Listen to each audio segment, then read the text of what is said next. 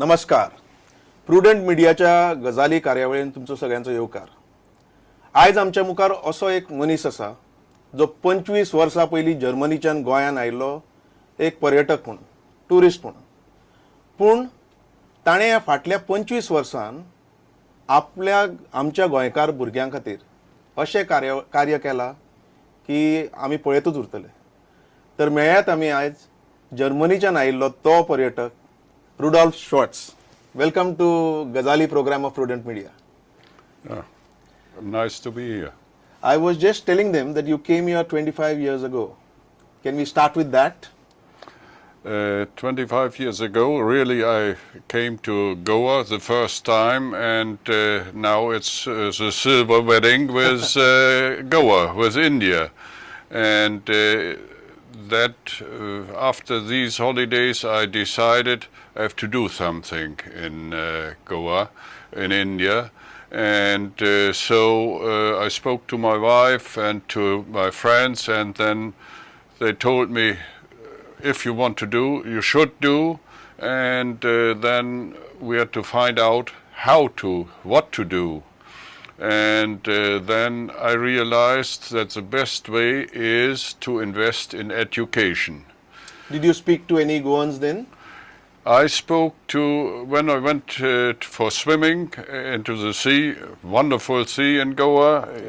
I want to tell each and everybody all over the world that there are the nicest beaches you can have.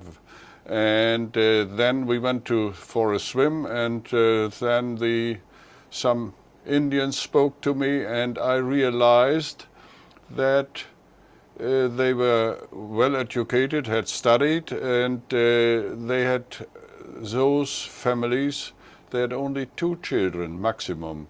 And others who are not well educated had 8 or 10 or more children, and the birth rate in India, everybody knows, has to be reduced to get the country ahead.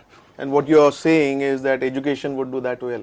And if you are educated, I realized you have less children. And so I explained it to my friends, and they told, then we try to do that way. I came back 1 year later, and then 1991. 1991. This is now 24 years ago. And then we had a breakfast always. Now it's a very popular place at Tito's. Okay. All Indians go to Tito's, and there was a waiter who served us every morning our breakfast, and it was a beautiful place. You had a view on the sea, to the sea, and it was very nice. And after we had 4 weeks holidays, after 3 weeks, my wife told me, that waiter you should ask to help you to start some work in India. And what was this guy's name? That was Vincent de Souza. He came from Shiulim, and so I asked him, are you interested in to do some social work? And he agreed, and he did a wonderful job from the first day. And it was, I think, 2 days before we left India, he introduced me to 4 students of his school, of Xavier School in Shiulim. SFX school in Shiulim. It's a very big school. Yes. And there I started to support 4 students to give them scholarships. And then after 1 year, I came back to Germany, told my friends, and each and everybody told, it's good, wonderful, we will help you. So I got really a lot of money from my friends and was able to make it bigger. And I think next year we had 17 students. Okay. And so it was growing all the time till now it's nearly 1,000. And that was the way we started. All right. And then later on, I think in somewhere in 95 you started Yeah. Then at Perne. yeah, that is another step in the how we support Indians. I became after 3 years or 2 or 3 years, I became to know Stella Jacob. All right. She was a headmistress in from one school, and she introduced me again to her husband, and her husband told me in India there, or in Goa especially, there is a big demand for education for those students who couldn't continue their education at school. And we should train them in, for example, as masons or carpenters or electricians. All the technical trades. All the technical trades. And then we wanted to start to educate them as masons, but there was nobody interested in. So that was the wrong thing. I realized later that the masons who are working here come from outside of Goa. They are not Goans who do that work. No, but interestingly, from some of the good craftsmen masons are from Perne. Yeah, that is. But yeah.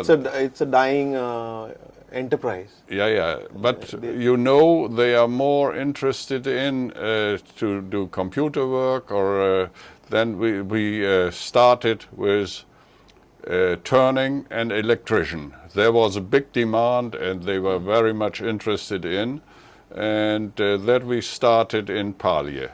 All right. And then you moved on to, I think, Kirti Vidyalaya.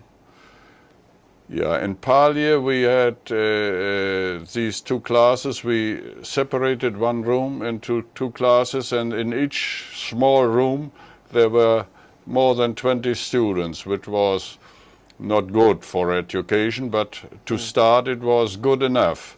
And after 1 year they all got jobs, well-paid jobs. Very good. And then we became to know in Shiulim, headmaster of Kirti Vidyalaya school, and he encouraged me to start there also a technical institute. There was Kirti Vidyalaya had only 2 or 3 classrooms, and they had other rooms rented in really rotten houses. So we started to build in their part of the school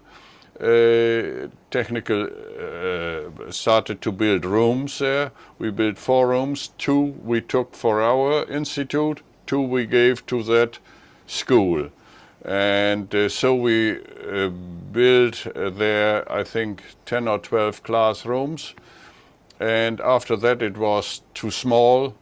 We asked them to make a contract with us, and then we made opposite of this building another building. And there is now our technical institute with all the different trades. Lovely, lovely. What are the trades there? There are, I have to find out, there is motor mechanic, AC mechanic, home nursing, tailoring, electronics. Home nursing, I think, is something which is going very well, right? Because It is. you have a bureau also. Yes, we started home nursing, and we educated the girls. Most of them went to hospitals at that time, and then we realized that the Indian society is changing completely. There is the young people who are well educated couldn't get jobs in Goa, so they went to the big towns, to Bombay, Delhi or Calcutta, or abroad to the Gulf states. They worked there, and that was very, very successful. Those people couldn't look after their parents anymore because they were abroad or outside of the state. So they needed help in the families, and so they ask us always for nurses. And then Stella and Matthew Jacob had the idea to install a home nursing bureau.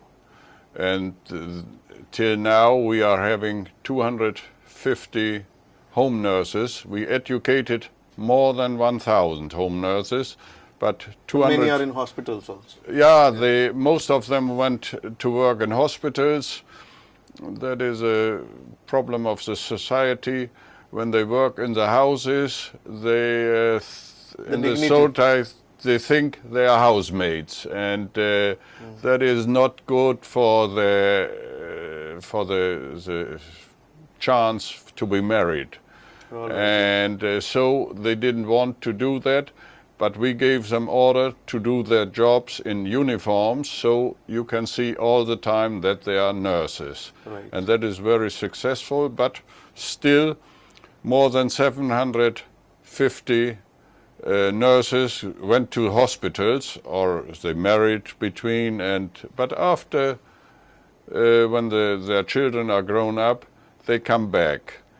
But we have 250 nurses who go to the houses, but still there is a big demand, and there is a long waiting list from patients who are in need of nurses, home nurses. And so we try to educate more. Maybe we get... So now the courses happen at all 3 centers of yours? I didn't understand. The nursing courses? The happens at all 3 centers?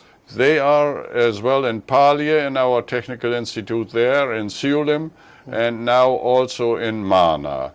And they are all very, very successful. And I must say, all the girls who are working for us can get sufficient money to support their families. Yes, I have met some of them, and in fact one of the nurses is there looking after my mother as well. But what I want to ask you now is like, would every student be just accepted into your technical institute? There would be some criteria. Has there been a case where you have said no, or you have then said yes to a student? That whenever there is a student who is interested in technical jobs, we will take them. There is no limit of education at school. Maybe when they are not qualified in a high standard, then they can't do the examens, but they will get a job. For example, we had one student who had only 4 classes. In the 4th class he left school. Okay. And then he asked for a welding education. He did this education. He was the best in practicals, but he couldn't do the theoretical work. The exams. The exams. But then after some years, somebody stopped me in the street and asked, "Mr. Rudolph, I'm your student." I didn't know about him. And then he told me a story that he had 4 years school and that he did welding course. And then I became to know that he had, in the meantime, he had his own company. He does welding work, and he makes windows and grills. All right. And then later I meet him. I met him every year, and then I became to know he had an own house. He had a workshop. Then he married.